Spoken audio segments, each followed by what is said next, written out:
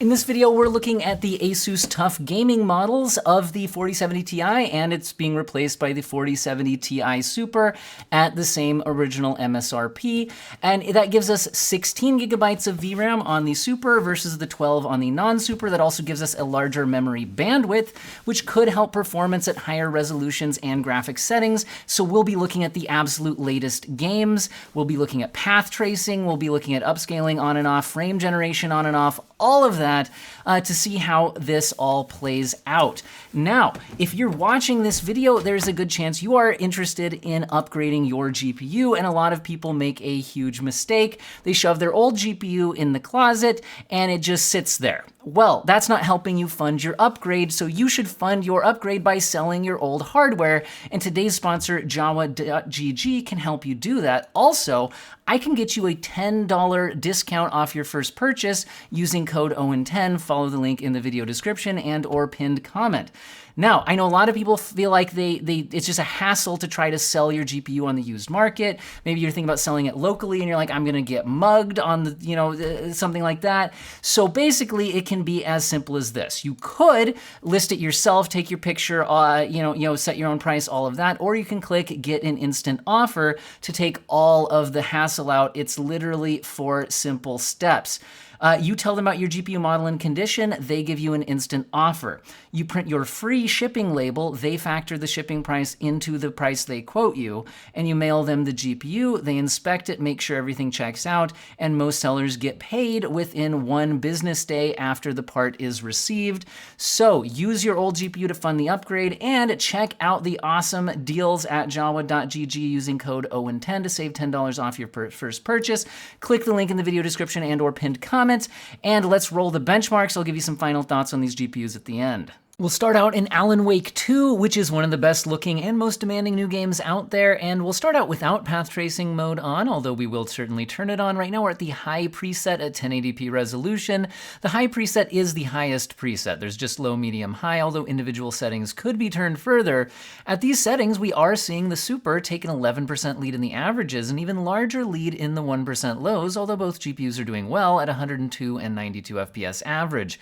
I think most people would be targeting at least 1440p resolution on these GPUs though, so let's take a look at those results. At 1440p high settings with no upscaling, we are seeing a 12% lead for the Super GPU at 74 FPS average versus 66. The 1% lows are showing a 15% advantage for the Super at 54 versus 47, so certainly a noticeable uplift here. But what if we turn on upscaling, which I think a lot of people would choose to do, and at DLSS quality settings, we're now getting a nice high refresh rate experience for this type of single player game at 105 versus 99. But you'll notice that that is kind of compressing the differences here. It's only a 6% advantage for the Super version of the card in both the averages and the 1% lows. You could also turn on frame generation, and with DLSS quality plus frame generation, we're achieving truly high refresh rates, although keep in mind that at 152, 140 FPS, if you achieve those results without using frame generation, which is frame interpolation, you would have better image quality and you would have more responsiveness. So this does smooth things out nicely on a high refresh rate display, and we are seeing the Super getting a 9% advantage in the averages and a 10% advantage in the 1% lows. What if we move to 4K resolution? At native 4K resolution at the high preset, neither GPU is doing great, although a slow-paced game like this is playable at least. We're averaging 42 versus 38, which does give an 11% advantage to the Super GPU. It's 11% in the advantage in the 1% lows as well. But again, I'm not sure that's really the way people would probably use this game. I think you'd kick on at least DLSS quality if you're playing at 4K resolution, and if you do so, now both GPUs are averaging over 60 frames per second. It's 68 versus 62, giving the Super a 10% advantage in the averages, and the 1% lows are a 12% advantage at 48 versus 43. Now, once again, once you have a baseline frame rate of at least 60-ish, I have found that frame generation, that's about where I feel pretty good about it. Different people feel differently. But anyway, with frame generation kicked on, we're achieving 80 and 89 FPS averages, giving an 11% advantage to the Super, although an 18% advantage in the 1% lows, which, that is a bit more than what we have been seeing. We are running right up to that 12 gigabyte VRAM borderline here. FrameGen does use some VRAM, so I'm curious if that's causing any sorts of issues here. And I also wonder if that's impacting the next result when we look at path tracing mode.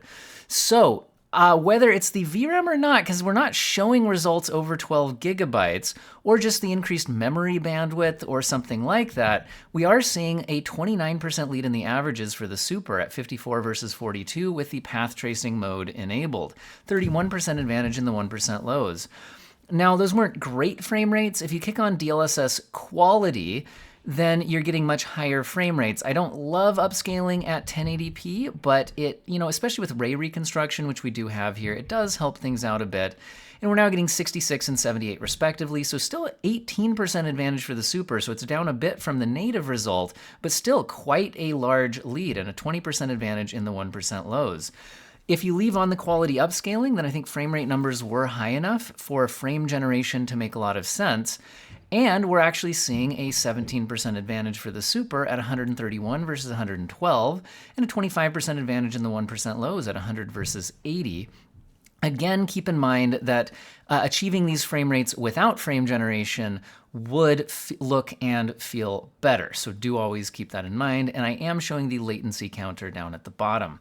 What if we move up to 1440p resolution? At 1440p with the path tracing mode enabled at RT high with DLSS quality, we are seeing a 23% advantage for the Super, which is noticeable enough that it puts it to 58 versus 47. The 1% lows are a 16% advantage at 43 versus 37. So we are certainly seeing the Super, showing its strengths here. And I think that means that when you want to kick on frame generation, it's going to give you a much better experience on the Super GPU because you're coming from a higher base frame rate that was closer to 60 FPS. If you look at the average PC latency, there is a difference there at the bottom of the screen. So I think, this is kind of one of those titles where I think the difference between the Super and the non-Super is really making an impactful difference at settings people might want to actually play at. But if we go ahead and kick on performance mode upscaling, now both GPUs are achieving at least 60 FPS average. It's 62 and 72 respectively, so a 16% advantage to the Super. And the 1% lows are 44 versus 52. The problem is I don't really like the performance mode upscaling. The tree branches in the distance look very unstable. So really this upscaling is more aggressive than I would like. Again, I don't like the stability of the tree branches and things like that. I think we've lost too much detail. But if you do use this mode, then even the non-Super card probably has a high enough baseline for frame generation to work well. And we're seeing 101 FPS versus 117. It's a 16% advantage for the Super and 15% in the 1% lows. But again, I think the performance mode upscaling is just not quite good enough at 1440p. But what if we move up to 4K resolution? Then I do think that performance mode upscaling can make sense. And we're seeing a 26% advantage for the Super here. And it's at 44 versus 35. So not great frame rates for either GPU, but in a slow-paced game like this, I think that could make all the difference. Because 44 FPS to get, all the path tracing at 4K here in a slow-paced game might be acceptable. You could try turning on frame generation, but at these low of base frame rates, I really don't think it's a great experience. This is a slow-paced game, so maybe some people would be okay with it. We're hitting 69, nice, on the Super, which is a 30% advantage over the 53 on the non-Super. But the 1% lows are at 68% advantage, and I think if you look at the VRAM counter, we're going over 12 gigabytes on the card that has it. But what about the other path tracing games? Cyberpunk 2077 at 1080p RT Overdrive. We're seeing advantages for the Super, but not as dramatic as we saw in Alan Wake 2. Here I'm seeing an 11% advantage for the Super at 49 versus 44, and a 9% advantage in the 1% lows at 36 versus 33. Now, those frame rate numbers aren't great for a first-person shooter, so you could kick on DLSS quality. Again, I don't love upscaling at 1080p. I do think ray reconstruction helps, though, but as we look at the palm tree branches and things like that, they're definitely going to be a little bit unstable. Interestingly, with upscaling enabled, the performance gap closes to only 6% at 86 versus 81 in the averages, and 5% in the 1% lows at 68 versus 65, so not a big difference between the two GPUs in this game at these settings. What if we wanted to kick on frame generation? Well, now we're seeing frame rate numbers go way up, and we had a high enough base frame rate that I think latency is fine, but keep in mind that achieving these frame rates natively would have lower latency and better image quality. But anyway, it's only a 5% difference between the GPUs, so not a lot in it. Anyway, let's go ahead and move up to 1440p resolution. I think this resolution is more reasonable, and if you kick on DLSS quality in the RT Overdrive mode, the Super is able to average almost 60 FPS through the benchmark at 59, which beats the non-Super by 7%, which is hitting 55 respectively. The 1% lows are a 9% lead at 50 versus 46. Now, we are right on the borderline of frame generation making sense, so if we go ahead and test that out, DLSS quality with frame generation enabled gives us an 8% lead for the Super GPU at 97 versus 90, and a 13% advantage in the 1% lows at 79 versus 70. The frame time graph maybe looks slightly smoother. And we are close to 12 gigabyte VRAM, but it's not showing going over it. So anyway, still not a dramatic difference between the two GPUs. You could go all the way down to performance mode upscaling, and without frame generation, that does hit 78 and 84 averages respectively, which is an 8% advantage to the Super. But once again, the fine details, I think we're losing a lot. The palm tree branches here look very, very shimmery. And if you play the game without, looking at it in a YouTube video, which has a lot of compression, I just really think you get a lot of loss of detail. So performance mode upscaling, probably not the way I would do it, but I thought I'd test it out anyway. And you can kick on frame generation pretty easily from that high of base frame rates, and you still have a very responsive game. And I think the main issues with the image quality aren't from the generated frames, they're from the performance mode upscaling. Here we're seeing a 7% advantage in the averages at 131 versus 123. Remember, those frame rate numbers are not equivalent to those frame rate numbers achieved without frame generation. What about 4K resolution? At 4K resolution with RT Overdrive mode with DLSS at its performance mode, so a 1080p internal resolution, I do think this can look pretty acceptable at 4K, but our frame rate numbers aren't great for a first-person shooter at 47 versus 43, which is a 9% advantage for the Super and an 8% advantage in the 1% lows. You could kick on frame generation, but I think that the overall, I don't know, some people will probably find this acceptable and some people won't, depending on your latency sensitivity. Also, the lower your base frame rate, the more you might see interpolation artifacts from the generated frames. But anyway, we're now hitting 60 through frame generation, which is not the same as 60 without frame generation on the Super, which is an 11% lead and a 17% lead in the 1% lows. Let's move on to Avatar: Frontiers of Pandora, which is another one of the best looking new games, and this is a ray tracing title. And at 1080p ultra settings, both GPUs are doing well. It's a 7% advantage for the Super in the averages at 107 FPS versus 100. The 1% lows are 84 versus 80, which is a 5% advantage for the Super GPU. Let's go ahead and move up to the 1440p results, and at ultra settings, we're seeing 72 for the Super and 69, nice, for the non-Super, which is only a 4% advantage for our Super GPU. The 1% lows are giving us a 5% advantage, which is 62 versus 59. So we are not seeing much difference in performance between the two GPUs in this game. We've certainly seen larger gaps elsewhere. If you kick on quality level upscaling, frame rate numbers go way up, but also the differences between the GPUs seem to go down even more. We're now at 104 versus 108, so 4% advantage for the Super. And the 1% lows are almost tied at 84 and 86, only giving us a 2% advantage for the Super in the 1% lows. But both GPUs are achieving excellent results here at 1440p Ultra with DLSS quality. I also like to test out a step in settings down to see what we could achieve at native 1440p at high settings. And actually, interestingly, now we're seeing a larger difference between the GPUs than we did at the Ultra settings. We're now seeing a 13% advantage for the Super at 99 versus 88, and a 10% advantage in the 1% lows at 81 versus 74. And that was the native resolution results. So what if we did go to high settings and kick on DLSS quality, which I think in a lot of games is one of the best ways to achieve a high refresh rate experience without losing too much in image quality. This is boosting frame rates all the way up to 138 and 123 respectively, which does give a 12% advantage in the averages to the Super. The 1% lows are 108 versus 94, which is a 15% advantage for our Super GPU.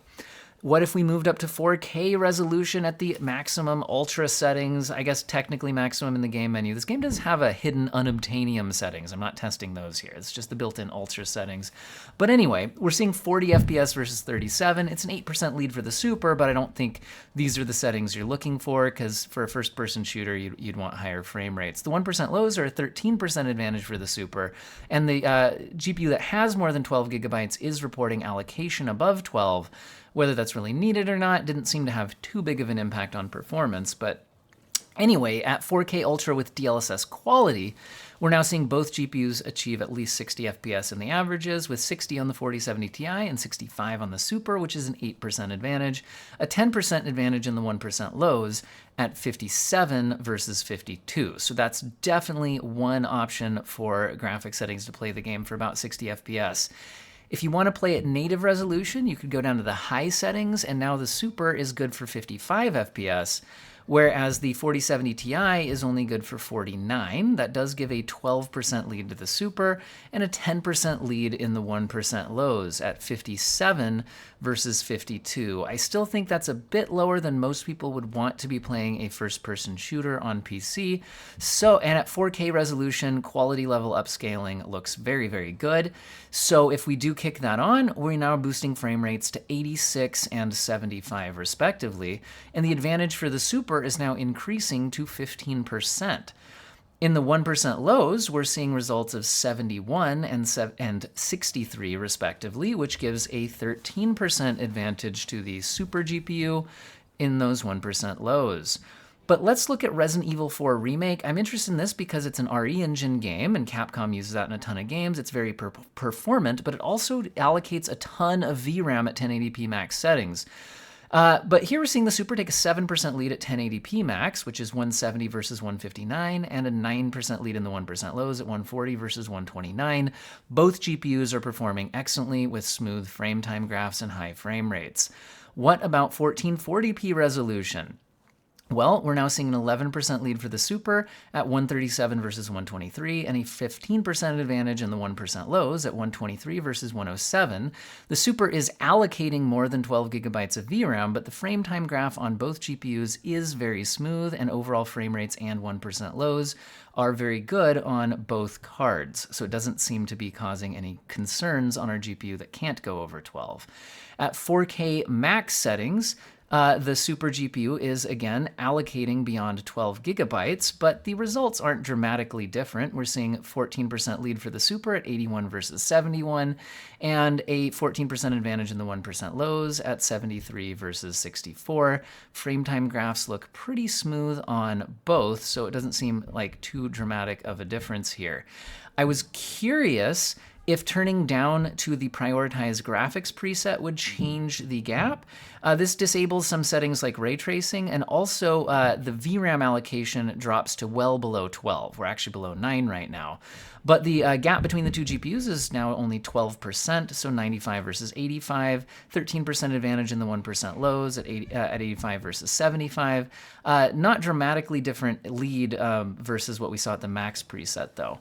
What about Call of Duty Modern Warfare 3? Well, if you're playing, getting a high-end GPU for a high refresh rate 1080p display, both GPUs are good for over 300 FPS average, and they're basically tied. The 1% lows have a 6% advantage for the Super. The averages have a 2% advantage for the 4070 Ti. Non-Super, but I'd basically call this a tie, and at 1080p resolution, it can often be hard to fully take advantage of the GPUs. Sometimes other things in the system can be slowing things down a bit. And at 1440p basic, we're actually still seeing basically tied results. I'm seeing 255 versus 249. 2% advantage for the Super, and in the 1% lows, I'm seeing 167 versus 162, 3% advantage for the Super, so high frame rates for both of them.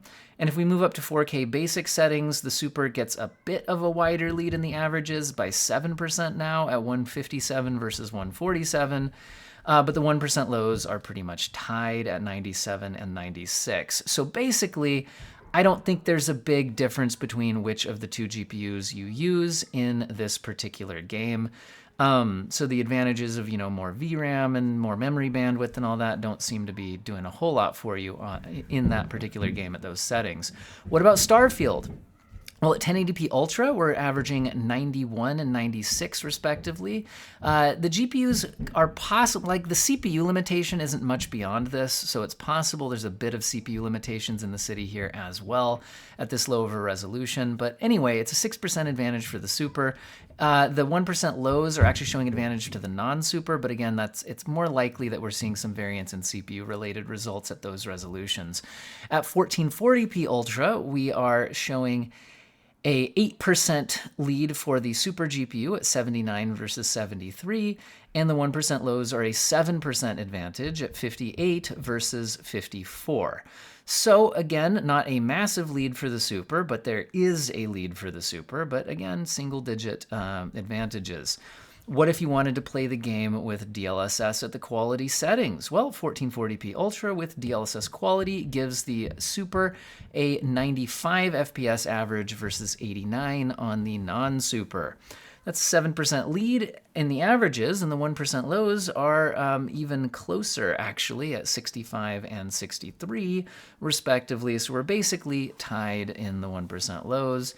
And if we kick on frame generation, we're now seeing much higher frame rates. Remember, these are not equivalent to achieving this type of frame rate without generated frames. You would have lower latency and better image quality if you achieved this result without frame generation. That being said, it smooths things out on a high refresh rate display, and we're seeing a 6% advantage for the Super in the averages, and we're basically tied in the 1% lows, although technically an advantage to the non-Super there.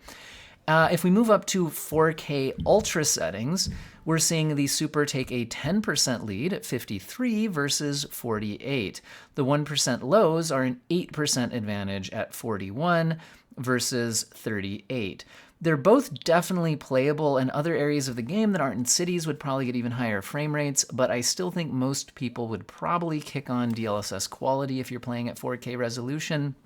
And if you do that, frame rates are now jumping to 72 and 66 respectively. It's a 9% advantage for the Super in the averages, although the 1% lows are again basically tied. Technically a 1 FPS lead for the 4070 Ti non-Super. We're at 51 and 50 respectively.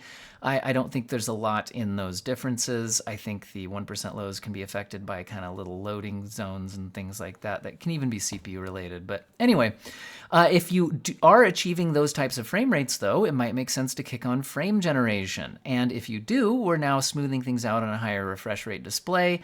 99 versus 91 FPS, it's a 9% advantage for the Super, and an 11% advantage for the Super in the 1% lows at 84 versus 76. Again, these types of frame rates would look and feel better if you achieve them without frame generation.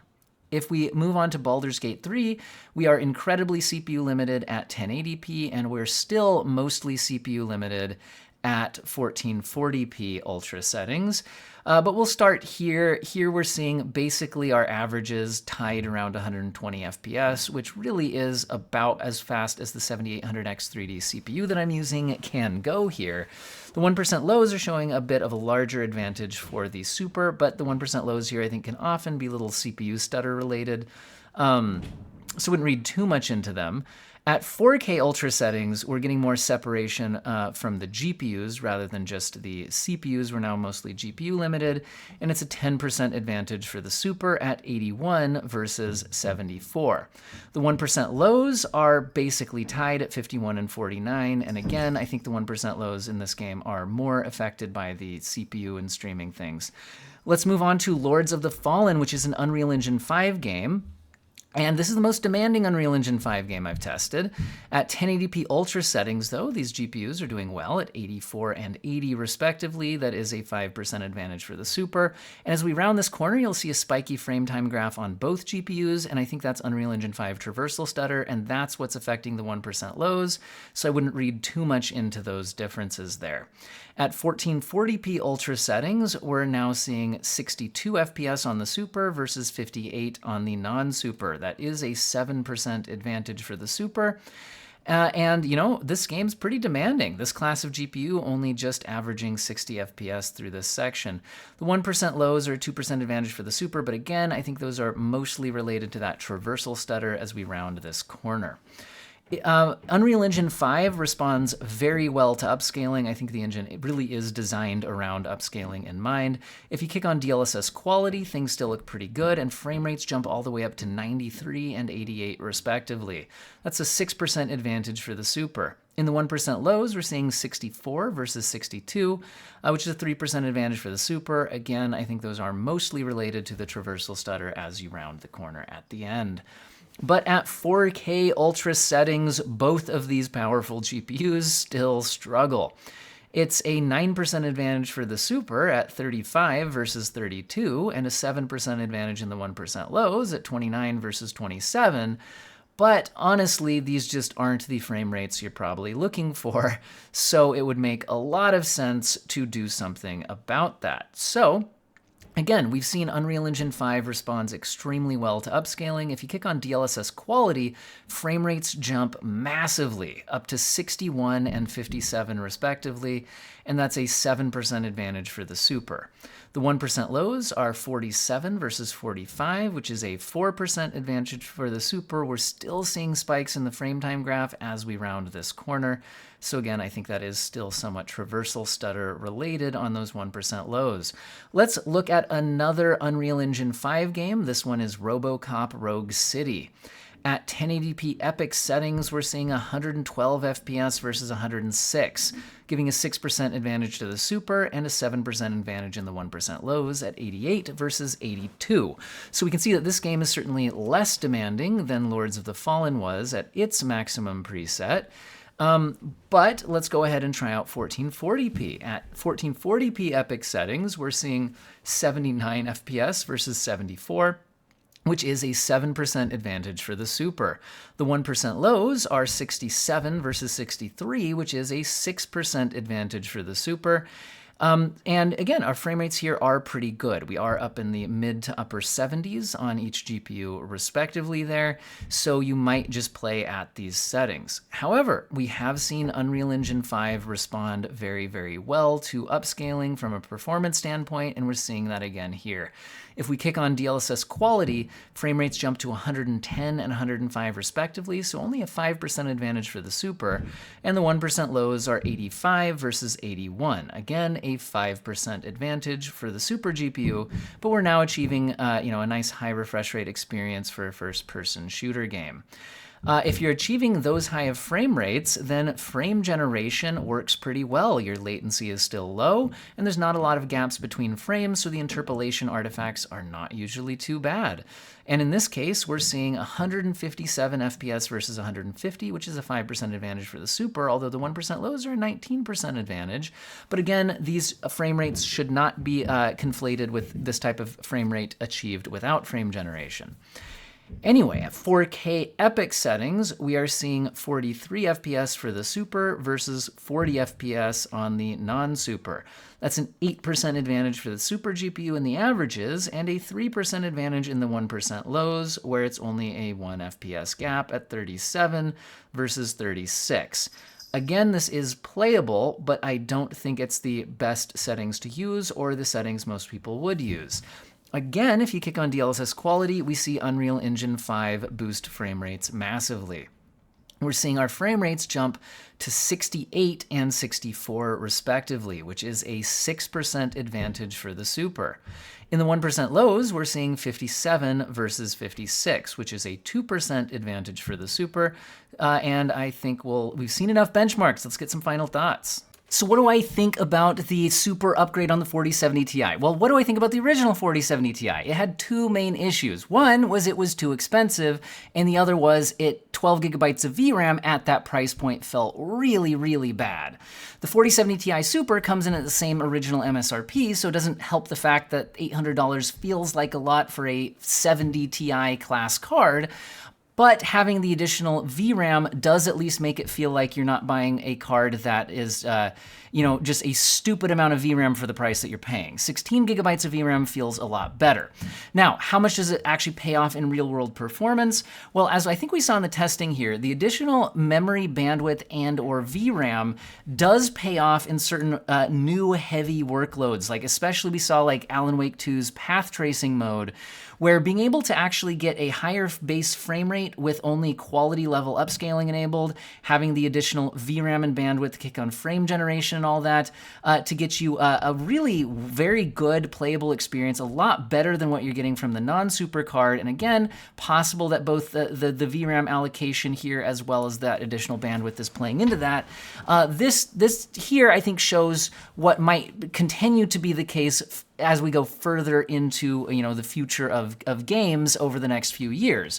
Whereas we did see in a lot of other titles, the upgrade was a lot less meaningful. We're seeing frequently under a 10% advantage in a lot of the tests that I was running, although frequently we do get a 10% or more advantage. So I would say, that calling it roughly a 10% performance bump is not unreasonable. So basically, if you think of it as at the same price point, we're getting 10% more, kind of raw power, plus the potential to have an even larger difference in cases where going past 12 gigabytes of VRAM, which could become more common in the future, and having that additional, memory bandwidth, which again, especially at higher resolutions could be the case.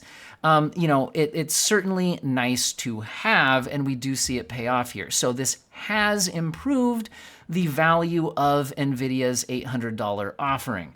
Now, this video I don't think is the only one you should watch when deciding if you're going to buy the 4070 Ti Super, because there's other GPUs we need to compare it with, and if you stay tuned to the channel, I'm going to release a detailed head-to-head comparison like you just saw here against all of the relevant competitors.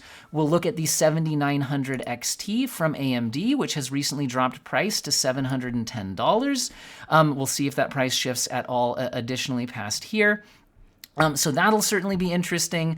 It'll also be interesting to look at the fact that, again, I'm filming this video Sunday evening, and this video goes live for you guys Tuesday morning. So I don't know if this pricing will hold, but like the 4070 Ti non-supers, which are getting replaced in the market, once they sell out, they're gone. I'm seeing the gigabyte models right now listed at 620, 650, 650. That's pretty interesting. And we're seeing the 4070. What about the 4070 Super that we just saw last week? That comes in at $600. Is it worth spending the extra $200 for this Ti Super? Well, we'll see a head-to-head comparison of those for sure.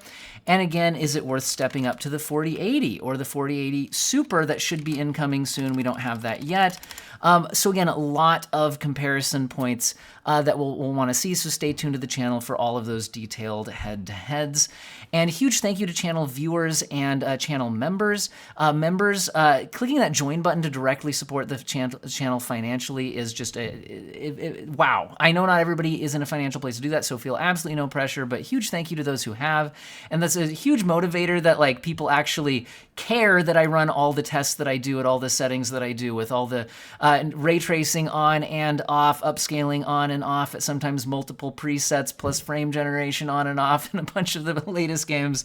It is a lot to run through those tests, so powering through that, feeling like you have the support from you guys does mean a huge amount. And also don't forget to fund your upgrade by selling your old GPU at jawa.gg and taking advantage of that $10 off I can get you with code OWEN10. So stay tuned to the channel for the future head-to-head benchmarks, and yeah, I think just have an excellent day, everybody.